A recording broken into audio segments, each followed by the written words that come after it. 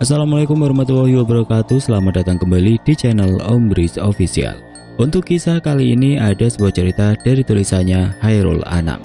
Dan untuk kisah yang akan saya bawakan kali ini, sebuah kisah yang berjudul Pesugihan Penjual Hewan Kurban. Dan sebelum kita lanjut ke ceritanya, tekan dulu tombol like video ini dan jangan lupa tekan juga tombol subscribe channel ini. Nyalakan juga lonceng notifikasinya agar tidak ketinggalan cerita-cerita lainnya dari channel ini. Dan seperti apa untuk kisah kali ini? Langsung saja kita masuk ke ceritanya.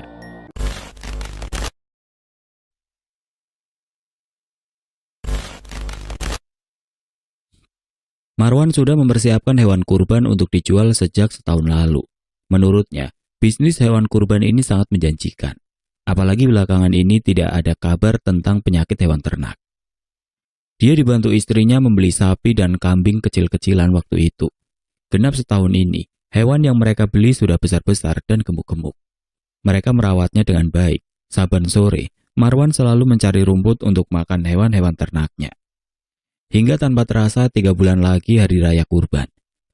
Marwan yang sudah memiliki 50 kambing dan 20 ekor sapi sedang mempersiapkan tempat penjualannya. Dia dengan dibantu Parlan, adiknya, berjualan di pinggir jalan raya meminjam lahan kosong milik tetangganya. Kita tunggu saja mas, mungkin sebentar lagi bakal laku kambing dan sapinya. Parlan berkata dengan penuh harap. Iya Lan, lihat, hewan kita gemuk-gemuk. Hari pertama jualan membuat mereka sangat berharap. Beberapa motor dan mobil yang lewat melirik tempat jualan mereka. Bahkan ada yang sampai memotret dari seberang jalan. Hal itu membuat mereka semakin yakin jika hewan-hewan mereka memang sangat menarik. Aku yakin orang-orang yang lewat tadi bakal beli di sini. Namun hari itu tidak ada pembeli sama sekali. Marwan dan adiknya membawa hewan-hewan pulang menggunakan truk. Marwan tampak sedikit kecewa karena dagangannya belum laku sama sekali. Dia menceritakan kesedihan itu pada Tuti. Sebagai istri yang tahu betapa sulitnya mempersiapkan hewan jualannya, Tuti mencoba menenangkan hati suaminya. Mungkin besok pak, kan lebarannya masih 3 bulan lagi. Masih ada waktu, tenang saja. Tuti mengelus-ngelus pundak suaminya. Malam itu Marwan menjadi sedikit tenang. Siapa tahu apa yang istrinya katakan benar. Mungkin beberapa hari ke depan hewan-hewan yang dia jual akan laku. Marwan dan Parlan sudah berjualan hampir 1 bulan. Namun hewan kurban milik mereka satupun belum ada yang terjual. Marwan memegangi kepala. Seharusnya orang-orang sudah mempersiapkan hewan mulai dari saat mereka jualan. Namun satupun tidak ada yang datang. Apa kamu tidak ada kenalan, Lan? Dagangan kita belum laku sama sekali. Ada mas, nanti malam coba aku tawarkan ke mereka. Siapa tahu minat. Bukannya ada pembeli setelah 1 bulan mereka berjualan. Malah justru mereka mendapat saingan baru. Tidak jauh dari sana ada juga yang menjual hewan kurban. Marwan dan Parlan tampak kesal. Apa kita datangi saja orang itu? Ayo mas, mereka memang tidak tahu sopan santun. Seharusnya mereka tahu di sini sudah ada yang jualan. Kenapa masih saja nekat? Parlan ikut kebakaran jenggot. Tapi amarah yang sudah membara di dada membuat mereka datangi penjual hewan kurban yang baru itu dengan wajah tertekuk. Apa kalian tidak tahu sudah ada yang jualan hewan kurban di sana? Marwan bersungut-sungut. Kami tahu, memangnya kenapa? Penjual itu menjawab dengan enteng dan membuat emosi Marwan semakin meninggi. Kalau tahu, jangan jualan di sini. Kali ini Parlan yang maju. Dia membentak penjual itu. Tidak ada yang melarang aku jualan di sini. Toh tempat ini juga aku sewa. Kesabaran Marwan yang sudah setipis kertas langsung meraih kerah baju penjual tersebut. Dia memperingatkan lagi penjual tersebut, namun penjual itu tidak takut dan malah tetap bersikap santai. Mau kamu apakan dia? Terdengar suara Tigor dari belakang mereka. Marwan yang melihat tubuh besar dan kekar Tigor seketika melepas kerah baju penjual tersebut. Ini mau aku kasih tahu, kalau jualan jangan di sini. Keberanian Marwan sedikit mengendor. Dia tahu Tigor adalah preman yang masih ditakuti di daerahnya. Selain kuat dan jago berkelahi, anak buahnya ada di mana-mana. Memangnya kenapa? Tidak boleh. Tanya Tigor dengan sedikit melotot. Urat-urat di wajahnya membuat Marwan menelan ludah berkali-kali. Nanti jualanku tidak laku. Marwan menjawab dengan suara terbata-bata. Laku atau tidaknya tergantung cara menjualmu. Jadi tidak perlu melarang orang lain jualan. Penjual ini sudah menyewa tempatku. Aku yang bertanggung jawab. Kalau kalian tidak terima, langsung saja datangi saya. Jangan ke penjual. Mendengar itu Marwan dan Parlan memilih kembali. Mereka tidak mau berurusan dengan Tigor. Urusan dengan Tigor bisa lama dan berbelit-belit. Mendingan mereka mengalah. Setibanya di tempat jualan, Marwan teriak-teriak kesal. Mana belum laku, sudah ada pesaingnya. Marwan menendang ember bekas minum kambing-kambingnya. Tenang saja mas, aku sudah memberitahu teman-temanku. Katanya dia akan datang besok. Parlan yang juga kesal mencoba menenangkan kakaknya. Marwan mengangguk. Emosinya perlahan mulai reda. Seharian itu dia memikirkan bagaimana caranya supaya orang-orang yang lewat berhenti dan membeli hewan kurban tersebut. Tinggal 2 bulan lagi lebaran dan satu pun hewannya belum laku terjual. Hari-hari berikutnya Marwan semakin dibuat pusing dan emosi oleh saingan barunya. Bagaimana tidak? Dagangan saingannya sudah laku hampir 10 kambing. Semua itu Marwan tahu dari cara dia memperhatikan tempat jualan saingannya itu. Lihatlah, kambing mereka sudah laku 10, padahal kambing-kambingnya lebih kurus dari punya kita. Marwan memegangi kepala saat memberitahu adiknya. Iya mas, sialan sekali. Kok bisa orang-orang lebih tertarik dengan kambing mereka? Padahal kambing-kambing kita jauh lebih gemuk dan bagus. Parlan mendengus kesal. Apa yang membuat orang-orang tertarik dengan dagangan mereka? Gumam Marwan keheranan. Mungkin punya banyak kenalan mas. Lah, kenalanmu bagaimana? Belum juga ke sini. Marwan tiba-tiba ingat dengan janji Parlan yang akan membawa teman-temannya. Semalam sudah aku telepon, katanya besok mau ke sini. Mungkin akan beli 20 kambing dan 2 ekor sapi. Parlan tersenyum. Marwan menjadi sedikit lega. Tidak apa-apa sepi, asal ada yang sekali beli borongan juga lumayan. Marwan kegirangan usai mendengar kabar baik dari adiknya itu. Malam usai berjualan, Marwan dan Parlan disibukkan dengan ronda. Kebetulan mereka mendapat jatah ronda yang harus berjaga sampai jam 3 pagi. Marwan sempat khawatir kalau besok kesiangan. Temanmu mau datang jam berapa? Nanti kalau sudah berangkat mau telepon dulu, ujar Parlan sambil bermain kartu. Ya sudahlah, kalau begitu kita bisa buka siangan. Usai ronda, Marwan dan Parlan pulang. Mereka yang sudah sangat mengantuk tidak memperhatikan hal-hal yang ada di sekitar. Parlan yang sudah sangat mengantuk langsung tidur tanpa mengecek apakah baterai HP-nya masih atau tidak. Mereka tidur sampai jam 11 siang. Sebelum berangkat, Parlan mengecas HP-nya dulu, sedangkan Marwan sudah mengeluarkan kambing dan sapinya untuk dibawa ke pinggir jalan tempat biasa mereka berjualan. Sudah laku berapa Pak Marwan? Tanya tetangga yang basa-basi saat lewat di depan rumah Marwan. Lumayan Bu, mau kemana? Ucap Marwan yang malu dengan keadaan yang sebenarnya, sedikit berbohong.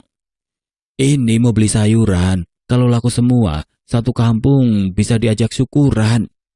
Marwan hanya bisa tersenyum. Boro-boro syukuran, satu saja belum ada yang laku. Batin Marwan sedikit kesal. Tidak berselang lama Parlan datang. Dia langsung membantu kakaknya memasukkan beberapa hewan kambing yang masih ada di kandang. Setengah jam berlalu dengan begitu cepat kambing dan sapi mereka sudah siap dibawa ke tempat jualan. Kamu yang nyetir ya Lan, aku masih mengantuk. Marwan menguap dan langsung memilih tempat duduk sebelah kiri. Parlan mengangguk. Mesin truk itu dia nyalakan dan kakinya menginjak gas pelan-pelan. Truk melaju pelan di jalanan desa lalu berbelok ke jalan utama. Marwan dan Parlan duduk sambil sarapan setelah selesai menurunkan hewan-hewan dagangannya. Mereka yang kesiangan tidak sempat sarapan. Tuti yang merasa perhatian membawakan bekal untuk suami dan adik iparnya. Oh ya, katanya temanmu mau ke sini. Tanya Marwan yang tiba-tiba mengingat perkataan Parlan semalam. Parlan yang baru ingat langsung membuka HP-nya. Ternyata temannya menelpon berkali-kali pagi tadi. Parlan buru-buru menelpon balik temannya itu. Halo, bagaimana jadi ke sini? Parlan membuka telepon sambil meminum es teh. Aku tadi sudah ke sana. Terima kasih loh. Kambing-kambingnya rekomen sekali. Aku suka. Tadi katanya kamu belum bangun, makanya aku langsung beli saja di tempat kakakmu itu. Jawab temannya yang membuat Parlan terkejut. Ah, kamu jangan ngada-ngada. Aku baru buka ini. Tadi baterai HP-ku habis, makanya mati. Kamu beli di mana memangnya? Mata Marwan membelalak seketika saat adiknya mengatakan hal itu. Kenapa Parlan menanyakan hal itu? Apa jangan-jangan temannya sudah beli hewan kurban? Loh, aku beli di tempat yang kemarin kamu kasih tahu. Temannya juga bingung. Parlan diam sebentar, mencoba menebak di mana temannya beli. Ah, sialan, pasti beli di tempat penjual baru itu. Batin Parlan amat kesal. Itu bukan aku yang jualan, tapi orang lain. Parlan menjawab dengan nada kesal dan sedikit marah. Wah, kalau itu aku tidak tahu, Lan. Aku minta maaf. Dari tadi aku telepon nomormu tidak bisa, makanya aku langsung beli saja di tempat itu. Toh jalannya juga sama persis dengan yang kamu beritahu. Parlan memegangi kepala. Kepalanya terasa sangat pusing. Bagaimana ini? Pasti Mas Marwan bakalan marah kalau tahu hal ini. Batin Parlan sambil melirik kakaknya yang sejak tadi masih menyimak dengan wajah kebingungan. Kalau kamu kembalikan hewannya terus kamu beli di tempatku lagi, bagaimana? Tiba-tiba saja terbesit ide gila dari Parlan. Tiba-tiba hening, usai Parlan mengatakan hal itu. Sepertinya temannya sedang berembuk atau memikirkan caranya. Maaf Lan, bukan maksud tidak setia kawan. Rumahku jauh dan kambing-kambingnya juga sudah aku kirim ke orang-orang yang pesen. Kalau mau mengembalikan, aku perlu dana lagi untuk kendaraan dan orang-orang. Toh tidak mungkin aku ambil sendiri hewan-hewan itu. Parlan yang kadung marah menutup teleponnya. Dia tidak mau memperkeruh suasana dengan teman-temannya itu. Sialan, sialan. Parlan mengumpat berkali-kali. Bagaimana Lan? Temanmu jadi kesini? Marwan yang melihat gelagat adiknya sudah menduga jika ada sesuatu yang mengarah pada kesialan mereka. Maaf mas, teman-temanku tadi datang pagi-pagi. Dia sudah mencoba menelpon, tapi pagi tadi bateraiku habis, jadi belum sempat ngecas. Parlan menjawab dengan panik. Terus bagaimana? Mereka beli di tempat orang itu. Parlan menunjuk penjual saingannya. Marwan berdiri dan langsung menendang ember yang ada di dekatnya. Dia mengumpat berkali-kali. Bagaimana bisa? Pelanggannya mereka ambil. Dia yang sudah kalut emosi menyalahkan Parlan berkali-kali. Kamu itu pakai baterai habis segala. Pembeli kita jadi kabur kan? Kemarin kita ronda dan aku pulang langsung tidur. Tidak ingat apa-apa mas. Kalau begini siapa yang mau beli lagi? Marwan menendang barang-barang yang ada di dekatnya. Kepalanya terasa ingin pecah karena mendengar kabar buruk itu.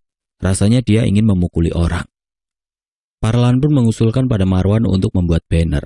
Usulan itu belum dia terima karena acap kali Parlan bilang selalu saja gagal. Parlan yang malah dicaci maki memilih diam. Hari itu lagi-lagi mereka gagal menjual satupun hewan dagangannya. Marwan yang masih kesal dengan kelakuan Parlan marah-marah ketika sampai di rumah. Tutik yang mendengar suaminya marah-marah langsung membuatkan secangkir teh hangat. Kenapa kau datang marah-marah, Pak? Kemarin Parlan bilang kalau temannya mau beli hewan kurban. Nah, tadi pagi temannya telepon, tapi ternyata HP-nya Parlan mati. Marwan menjeda ceritanya karena haus. Lalu kenapa kok bapak marah-marah? Gimana gak marah, Bu?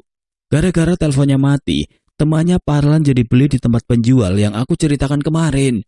Alhasil hari ini kambingnya tidak laku lagi. Sudah tidak apa-apa, mungkin besok atau besoknya lagi bakalan laku, Pak. Tuti mencoba menenangkan suaminya lagi. Tidak bisa, Bu. Kita tidak boleh tenang, karena hari raya kurban tinggal sebentar lagi. Kalau dagangan kita tidak laku, kita akan rugi besar. Marwan menggeleng gelisah. Bukannya hewan itu bisa digunakan tahun depan lagi, Pak. Siapa tahu harganya akan lebih mahal. Bu, merawat hewan itu tidak mudah. Kalau mati bagaimana? Marwan tidak setuju. Tuti mengangguk. Malam itu Marwan yang tidak bisa tidur ikut kumpul dengan orang-orang yang jatah ronda. Di sana ada Agus, Bejo, yang sedang main kartu. Ketika Marwan ikut duduk di pos ronda, mereka terkejut. Tumben sekali kamu kesini, bukannya jatah rondamu kemarin ya? Bejo bertanya dengan nada sedikit mengejek. Lagi pusing ini. Marwan mengambil secangkir kopi yang masih tersisa satu. Ada masalah apa? Jualanku belum laku-laku. Bejo berhenti bermain kartu lalu mendekati Marwan. Agus yang ditinggal sendirian terpaksa ikut gabung mereka. Sekarang, jualan tanpa pesugihan itu mustahil, Wan. Apalagi kamu ada pesaingnya. Bejo yang sudah tahu Marwan memiliki pesaing berani mengatakan hal itu. Jangan mengada-ngada, Jo. Marwan ini jualan hewan kurban. Mana boleh pakai pesugihan. Bisa pamali tahu. Mana ada pamali. Gagal atau tidaknya pesugihan tergantung tumbal yang diberikan. Bejo merasa kesal karena Agus membantah. Tumbalnya apa? Keluargaku. Aku tidak sudi mengorbankan keluargaku hanya untuk menjadi kaya. Marwan menggeleng. Bejo malah tertawa sambil mengenepuk pundak Marwan berkali-kali. Agus dan Marwan hanya menatap Bejo dengan tatapan keheranan. Kamu itu bagaimana? Pesugihan zaman sekarang tidak perlu menumbalkan keluarga, Wan. Kamu bisa memberi tumbal hewan ternak. Mendengar itu Marwan menjadi tertarik. Dia pun mengubah posisi duduknya lebih condong mengarah ke tubuh Bejo. Caranya bagaimana? Kamu bisa jamin itu? Marwan masih sedikit ragu. Aku berani menjaminnya. Caranya gampang. Besok malam aku antar ke rumah Mbah Dola. Dia bisa membantu daganganmu laris dengan cepat. Marwan menjadi senang. Dia tidak sabar lagi ingin memakai pesugihan supaya jualannya laris. Sudah tidak ada cara lagi selain pesugihan. Semua cara sudah dia coba, namun hasilnya sia-sia. Mungkin cara yang Bejo tawarkan ini akan berhasil. Marwan tidak mau menceritakan masalah ini pada Tuti, karena dia tahu Tuti tidak akan setuju. Apalagi terkait lebaran, dia pasti akan marah dan mungkin juga akan melaporkan hal ini kepada orang tuanya. Marwan tidak mau semua itu terjadi. Tidak hanya pada Tuti, Marwan juga tidak akan bercerita pada Parlan. Parlan sering keceplosan saat bercerita dengan istrinya. Jadi hal itu akan membahayakannya. Lebih baik dia menyimpan sendiri perihal pesugihan ini. Jualan Marwan sama seperti biasa. Tidak ada pembeli kambing atau sapi-sapinya. Kebanyakan orang memilih untuk membeli ke tempat pesaingnya. Marwan yang ingat soal pesugihan mulai menduga. Jangan-jangan dia pakai pesugihan, jadi banyak orang memilih membeli di sana. Batin Marwan sambil terus mengawasi lapak milik pesaingnya itu. Lan, apa kamu tidak curiga dengan pesaing kita itu? Marwan yang baru saja selesai mengawasi duduk di dekat Parlan yang sedang memotongi beberapa rumput yang dia cari. Namanya kenapa, Mas? Parlan malah menjadi penasaran. Apa jangan-jangan mereka memakai pesugihan ya? Masa jualan hewan kurban pakai pesugihan, Mas? Apa tidak takut pamali? Parlan memiliki pikiran yang sama dengan Agus. Marwan sedikit tertampar dengan jawaban dari Parlan. Namun menurutnya setiap penjual harus melakukan berbagai cara supaya dagangannya laris. Namanya jualan, Lan. Apapun harus dilakukan supaya dagangannya bisa laku. Parlan mengangguk. Marwan mencoba menghindari Parlan. Dia tidak mau keceplosan saat membahas pesugihan. Malamnya Marwan mengajak Bejo ketemu di pos ronda. Ketika hendak berangkat, Bejo menyarankan untuk membawa 2 kambing terlebih dulu. Kambing itu untuk berjaga-jaga. Jadi kalau Mbak Dola meminta, Marwan tidak perlu bolak-balik lagi. Kalau istriku tahu bagaimana? Marwan sempat ragu. Tenang saja, kamu tinggal bilang ada pesanan atau alasan lain yang masuk akal. Marwan mengangguk. Dia mengambil 2 kambing diam-diam. Marwan sedikit tenang karena istrinya sedang menonton TV. Namun saat kambing itu berbunyi, istrinya beranjak keluar. Kambingnya mau dibawa kemana, Pak? Tuti bertanya dengan wajah sedikit kaget. Mau aku sedekahkan, Bu. Siapa tahu dengan sedekah, dagangan kita bisa laris. Marwan tentu berbohong soal kambing itu. Tuti merasa bangga dan malah mempersilahkan suaminya berangkat. Marwan tampak kegirangan karena istrinya tidak curiga sama sekali. Marwan pun berangkat dan menjemput Bejo di pos ronda. Mereka pun berangkat hanya berdua saja. Menurut Bejo, untuk bisa sampai ke rumah Mbak Dola, mereka harus menempuh waktu kurang lebih 2,5 jam. Jauh juga ya rumahnya. Marwan sedikit kaget. Lumayan, tapi tenang, jalannya sudah bagus. Truk yang mereka tumpangi mulai meninggalkan daerahnya. Bejo yang berada di kursi penumpang hanya bisa mengomandu dan mengarahkan kemana Marwan harus menjalankan truknya. Mereka pun mulai memasuki daerah yang mana rumahnya jarang-jarang. Marwan tertegun melihat daerah tersebut. Kanan kirinya dipenuhi pohon-pohon besar dan pohon bambu. Tidak hanya itu, jarak rumah satu dengan lainnya sangat jauh. Bejo meminta Marwan belok kanan ketika berada di perempatan. Ketika belok, Marwan tercengang karena mereka memasuki hutan yang lebat dengan pepohonan besar. Hutan itu hanya memiliki jalan yang lebarnya selebar truk yang dia tumpangi saat ini. Jok, kamu yakin ini tempatnya? Marwan mendadak menjadi ragu. Yakin, ini sudah dekat, mungkin bentar lagi sampai. Bejo mencoba menenangkan Marwan. Marwan tidak menemukan rumah di sana. Yang dia lihat hanya pohon-pohon besar dengan daun dan rantingnya yang menjuntai ke bawah. Tubuh Marwan merinding berkali-kali, apalagi saat melihat ada kabut tebal di depannya. Mana, Jok? Di sini tidak ada kehidupan sama sekali. Marwan sampai menelan ludah berkali-kali karena saking takutnya. Bejo meminta Marwan diam. Marwan pun terus fokus mengemudikan truknya. Jalanan di depan sepertinya menanjak. Marwan harus sudah ancang-ancang karena tanjakannya sangat tinggi. Untung saja truknya kuat. Kalau tidak, mereka sudah jatuh. Usai melewati jalanan menanjak, mereka menemukan sebuah rumah yang hanya terbuat dari gubuk.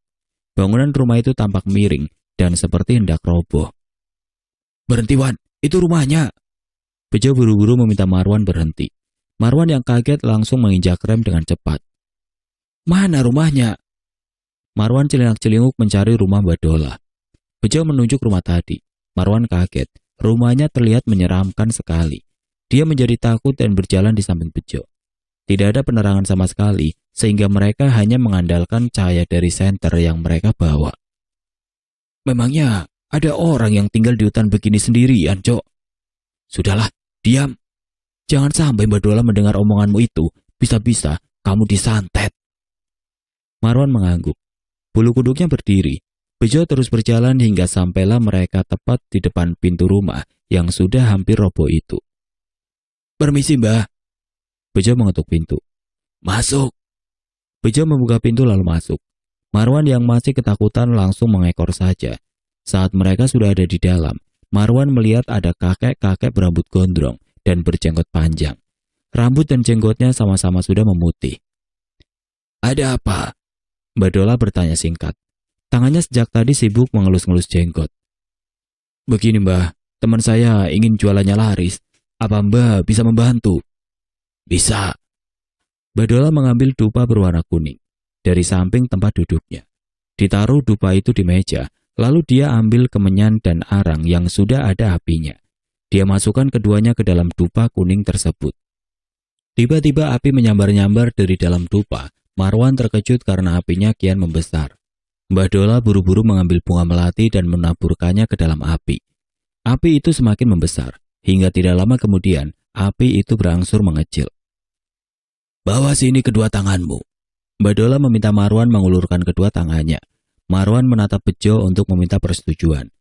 Bejo mengangguk dan mengkode untuk menurut saja. Marwan pun dengan ragu-ragu mengulurkan kedua tangannya di atas api. Ketika sampai di depan api, Marwan tarik tangannya. Dia takut tangannya terbakar, namun Mbah Dola memaksanya. Mau tidak mau Marwan akhirnya menurut. Betapa terkejutnya dia saat merasakan dingin ketika tangannya tepat berada di atas api. "Bagaimana bisa tubuhku menjadi dingin seperti ini, padahal tanganku persis ada di atas api?" "Dingin kan?" Mbak Dola tertawa mengejek sambil menaburi tanganku dengan air dan bunga melati. Air itu sepertinya bekas rendaman bunga melati. Selesai menaburi dan mengolesi air, Mbah Dola meminta Marwan menarik tangannya. Marwan pun menurut saja. Tidak berselang lama Mbah Dola langsung membaca mantra. Bibirnya kumat kami tidak jelas. "Kamu bawa apa untukku?" Pertanyaan Mbah Dola yang tidak jelas itu membuat Marwan menengok lagi ke arah Bejo. "Kami membawa 2 ekor kambing, Mbah. Apa cukup?" Bejo buru-buru menjawab karena Marwan tidak tahu yang Mbah Dola maksud. "Cukup sekali. Kamu bawa kambing itu ke belakang seperti biasa, nanti aku menyusul." Perintah itu Bejo laksanakan. Dia mengajak Marwan untuk segera keluar dari sana. Marwan masih bingung dan menanyakan beberapa hal tentang Mbah Dola. Sambil menarik 2 kambing itu, Bejo menjelaskan semua. "Berarti semua ini sudah termasuk ritual ya?" Marwan mulai memahami ritual yang Mbah Dola lakukan. "Ya, makanya kalau dia minta apa, langsung saja kamu turuti. Yakin saja, dia tidak akan mungkin menyakitimu." Marwan menurut saja. Mereka akhirnya sampai di bukit yang ada di belakang rumah Mbah Dola. Ternyata dia sudah ada di sana. Mbah Dola pun meminta 1 kambing dulu untuk dia sembelih. Ketika darah kambing itu memancar, Marwan diminta mendekat. Dia pun menuruti perintah Mbah Dola seperti yang Bejo pesan tadi. Saat Mbah Dola mengambil darah kambing itu dan membasuhkannya ke tangan Marwan, seketika Marwan terkejut. Bau amis tiba-tiba menyengat. Marwan yang tidak tahan dengan bau itu ingin sekali muntah. Tetapi dia tahan sekuat mungkin. Padahal perutnya sudah mual, dari lengan sampai jari-jarinya semua berlumuran darah. "Tunggu dulu, sampai darah itu sedikit mengering.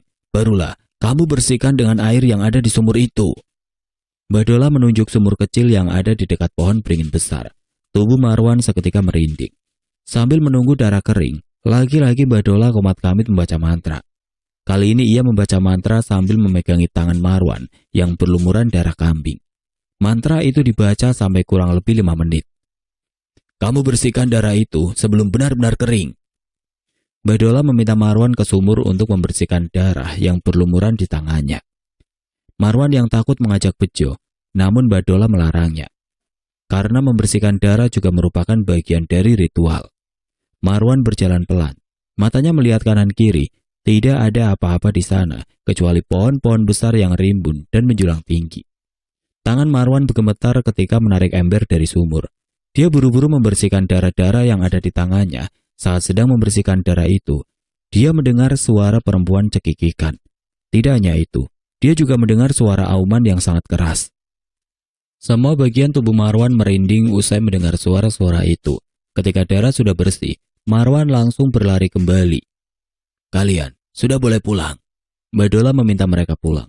Marwan bingung karena hewan kambing yang satunya belum disembelih. Sepanjang perjalanan Marwan menanyakan hal itu pada Bejo. Bejo yang tahu hewan itu tidak akan disembelih menjelaskan secara detail. Jadi kambing itu untuk dia simpan. Marwan sedikit memahaminya. Ya. Terus kapan pesugihan itu berjalan? Besok ketika kamu jualan, kamu bisa menilai sendiri. Marwan mengangguk. Sepanjang perjalanan pulang mereka tidak terlalu terlibat dalam obrolan. Marwan dan Bejo sibuk dengan pikirannya masing-masing. Bahkan ketika mau sampai, Bejo tertidur, sehingga membuat Marwan mengemudi sendirian. Apa yang Bejo katakan benar-benar terjadi. Hewan kurban yang Marwan jual perlahan mulai laku. Hari itu ada orang datang dengan membawa truk. Mereka memesan 2 ekor sapi dan 5 ekor kambing. Marwan sampai tidak percaya jika pesugihan itu langsung berjalan secepat ini. Dia pun melayani pembeli dengan sebaik mungkin, sampai-sampai tangan Marwan gemetar karena saking bahagia. Benar kan? Apa kataku Mas? Hewan kurban kita bakalan laku 1 bulan sebelum lebaran. Parlan merasa bangga. Marwan hanya tersenyum. Parlan, kamu tidak tahu saja, semua ini berkat pesugihan yang aku lakukan kemarin. Batin Marwan dengan lagak sombong. Pembeli pertama sudah pergi. Marwan sibuk menghitung uangnya. Baru saja selesai uang itu dihitung, Marwan kedatangan pembeli kedua. Kali ini mereka memesan 20 kambing. Marwan tentu kegirangan, dia bahkan sampai kewalahan melayaninya.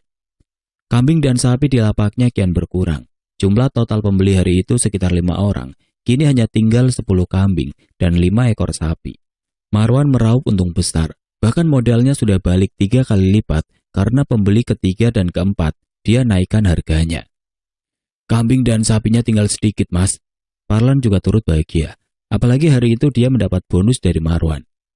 Malamnya Marwan membawa pulang uang 1 kantong plastik besar. Tuti yang melihat itu kegirangan. Dia merasa senang karena akhirnya jualan suaminya laku banyak. Tuti membantu menghitung uang hasil jualan tersebut. Syukurlah kalau hewan-hewan kita laku banyak Pak. Tuti tersenyum senang. Usai menghitung uang, Marwan dan Tuti mengantuk. Mereka pun berniat tidur. Namun saat berada di kamar, Marwan dan Tuti merasa kepanasan. Padahal jendela kamar sudah dibuka dan ditambah lagi ada 2 kipas angin. Kok panas ya Pak? Padahal biasanya tidak. Tuti mengibaskan bajunya berusaha untuk meredakan panas di tubuhnya. Aku juga tidak tahu Bu, apa tidak ada angin sama sekali di sini? Marwan mengecek keluar dari balik jendela kamarnya yang besar. Ketika Marwan cek ternyata angin di luar rumah sangat kencang. Tapi kenapa angin itu rasanya tidak mau masuk ke kamarnya? Karena sudah mengantuk, Marwan pun kembali ke tempat tidur. Ketika memejamkan mata, Marwan mencium bau amis. Bau seperti darah yang semalam melumuri tangannya. Marwan terkejut lalu kembali menatap kedua tangannya. Tangannya pun bersih, tidak ada bercak darah sama sekali di sana. Tidak berselang lama Tuti bangun. Dia juga mencium bau sama. Marwan menjadi takut. Apa jangan-jangan ini efek dari pesugihan semalam? Gumam Marwan ketakutan. Kok bau amis ya Pak? Apa ada yang menyembelih hewan di dekat kamar? Tuti mencoba mengecek keluar. Ternyata tidak ada siapa-siapa. Tidak tahu Bu. Mungkin ke bawah angin Bu. Malam itu mereka tidur nyenyak. Selain bau amis, mereka juga mencium bau busuk. Bau busuk ditambah panasnya kamar membuat mereka sering bangun. Bahkan Tuti tidak bisa tidur lagi sejak jam 3 pagi. dan memilih keluar dari kamar. Hari kedua setelah melakukan ritual pesugihan, dagangan milik Marwan habis. Marwan sampai meminta Parlan mencari hewan kurban untuk dijual lagi. Parlan yang kebetulan punya kenalan peternak langsung menghubunginya.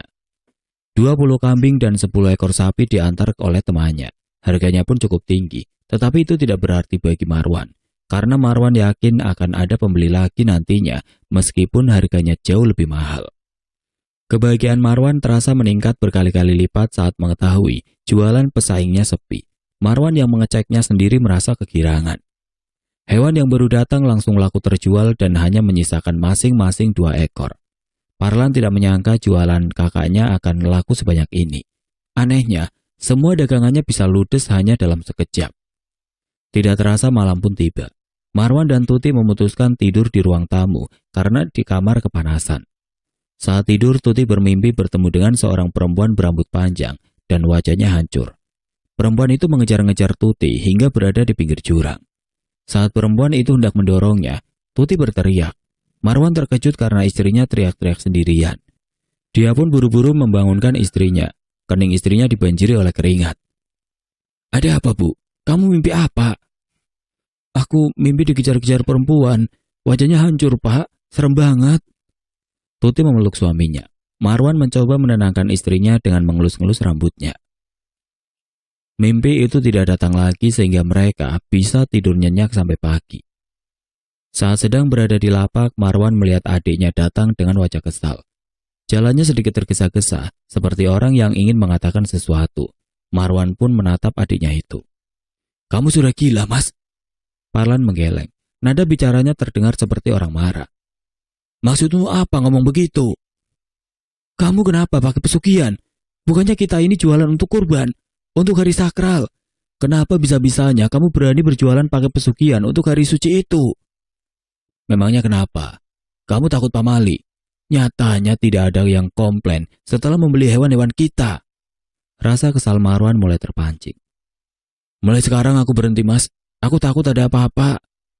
Parlan berbalik badan lalu meninggalkan Marwan sendirian. Marwan mencaci maki adiknya yang memilih pergi. Parlan yang dicaci maki tidak peduli. Dia terus berjalan meninggalkan kakaknya. Marwan yang sendirian mau tidak mau harus mencari karyawan baru. Dia mencoba membuka lowongan untuk orang luar, karena kalau orang desa kemungkinan sudah banyak yang tahu. Marwan juga takut kalau istrinya tahu, makanya setelah jualan, dia sempat mampir ke rumah Parlan. "Kamu boleh berhenti, tapi jangan sampai kakakmu tahu ya." Marwan meminta tolong pada Parlan. Parlan hanya mengangguk kesal. Hari-hari berikutnya sama seperti biasa. Jualan Marwan laku keras. Karyawan barunya sampai kewalahan dan berkali-kali memuji Marwan yang bisa menjual puluhan kambing hanya dalam 1 hari. Marwan hanya membalasnya dengan senyum. Karyawan itu tidak tahu saja kalau selama ini dia memakai pesugihan. Tidak terasa hari raya kurban sudah datang. Orang-orang berbondong-bondong menyembeli, sedangkan Marwan memilih berjualan. Sorenya, Marwan terkejut karena para pembelinya komplain kalau daging kurbannya busuk. Marwan yang ketakutan memilih menutup jualannya dan pulang. Dia tidak berani buka lagi. "Bagaimana bisa? Dagingnya jadi busuk." Marwan menjadi bingung sendiri. Karena tidak mendapat jawaban, Marwan pun langsung mendatangi Bejo. "Kalau soal itu aku tidak tahu, Wan. Toh selama ini aku pakai juga aman-aman saja." Bejo merasa tidak bertanggung jawab atas apa yang terjadi pada Marwan. "Katamu bakal tidak apa-apa. Bagaimana sih? Kok kamu seperti tidak bertanggung jawab begitu?" "Wan, aku bilang begitu karena memang tidak terjadi apa-apa padaku. Mungkin ada yang salah." Marwan pun mengajak Bejo ke rumah Mbak Dola untuk menanyakan hal itu. Mbak Dola terkejut karena Marwan menggunakan pesugihan untuk berjualan hewan kurban. Padahal itu menjadi pantangan untuk dirinya. "Kenapa tidak bilang, Mbah?" Marwan sedikit protes. "Harusnya aku yang tanya, kenapa kamu tidak tanya dulu?" Mbak Dola merasa tidak terima kalau disalahkan. "Kalau sudah begini, aku harus bagaimana, Mbah?" Marwan benar-benar panik dan bingung. "Sebaiknya kamu sembunyi dan berhenti berjualan." Saran itu pun Marwan terima. Dia tidak lagi berjualan dan memilih menghabiskan waktu di kampung. Tidak hanya itu saja, dia juga tidak mengangkat telepon dari para pembelinya. Marwan takut kalau terjadi apa-apa. Sebulan kemudian Marwan merasakan sakit di tubuhnya. Tubuhnya panas dan dia diam selama berhari-hari. Tuti khawatir dan mengajak Marwan periksa ke puskesmas, tapi tubuh Marwan yang lemas tidak mampu untuk menopang tubuhnya. "Pak, kamu sakit apa? Kenapa kok tubuhmu tiba-tiba menjadi lemas begini?" Tuti memijat kaki dan tangan suaminya yang sedang tergeletak di ranjang. "Aku tidak tahu, Bu. Tubuhku rasanya panas, apalagi di bagian punggung." Marwan meminta Tuti mengolesi air es ke punggungnya. "Ayo periksa, Pak." Karena keadaan Marwan yang tidak memungkinkan dibawa ke puskesmas, Tuti berinisiatif membawa dokter ke rumahnya. Dokter pun segera memeriksa keadaan Marwan. Usai melakukan pemeriksaan, dokter tidak menemukan penyakit apa-apa. Oleh sebab itu, dia hanya memberi obat pereda demam. Sudah hampir 1 minggu Marwan minum obat. Namun sakitnya tidak kunjung sembuh. Marwan malah merasa tubuhnya kian panas. Setiap saat dia teriak-teriak kepanasan. Tuti semakin khawatir dengan keadaan suaminya. Dia meminta tolong pada tetangganya, tetapi tetangganya tidak ada yang punya kenalan orang pintar. Setelah hampir 2 mingguan, Parlan tidak mau menjenguk kakaknya. Akhirnya Parlan datang menjenguk. Dia merasa kasihan melihat kakaknya terus mengerang kesakitan. Rasanya dia ingin mengatakan penyebab kakaknya begini. Tetapi dia tidak tega. Parlan takut membuat kakak iparnya drop. 2 bulan berlalu, Marwan pun akhirnya meninggal. Kabar itu mengejutkan Bejo dan Parlan. Kematian itu membuat keduanya merasa terpukul. Selesai pemakaman, tepatnya seminggu setelahnya, rumah Tuti dikirimi puluhan kantong plastik. Ketika dia buka, ternyata isinya daging-daging busuk. Tuti langsung menutupnya. Dia celingak-celinguk mencari siapa yang mengirim daging busuk sebanyak ini. Namun Tuti tidak menemukan siapa-siapa di sana. Tuti yang takut langsung mencari Parlan. Parlan kaget melihat banyak sekali daging-daging busuk di rumah kakaknya. "Apa kamu tahu siapa yang mengirimi daging-daging ini?" Tuti tampak panik dan ketakutan. Parlan diam. Dia mulai menghubungkan pesugihan yang Marwan lakukan dengan daging-daging busuk ini. Dia menduga daging-daging itu busuk karena pesugihan kakaknya. Parlan pun akhirnya menceritakan semuanya. "Kamu tidak bohong, kan?" "Kalau Mbak tidak percaya, bisa ikut aku. Kita tanya Bejo. Bejo tahu semuanya." Parlan langsung pergi duluan. Tuti mengikutinya dari belakang. Ketika sampai di rumah Bejo, Tuti dan Parlan hanya bisa bengong. Karena Bejo pergi merantau 2 hari lalu. Kabar itu disampaikan langsung oleh ibunya Bejo. "Ibu tidak tahu kemana perginya Bejo?" Tuti bertanya dengan sedikit mendesak. "Tidak, Nduk. Bejo sudah 2 hari ini tidak ada kabar. Dia hanya pamit kalau mau merantau." Ibunya Bejo hanya menggeleng. Tuti dan Parlan akhirnya pulang. Ketika sampai di rumah, Tuti menemukan bunga melati di tas Marwan. Dia menangis karena tahu ternyata suaminya selama ini memang menggunakan pesugihan.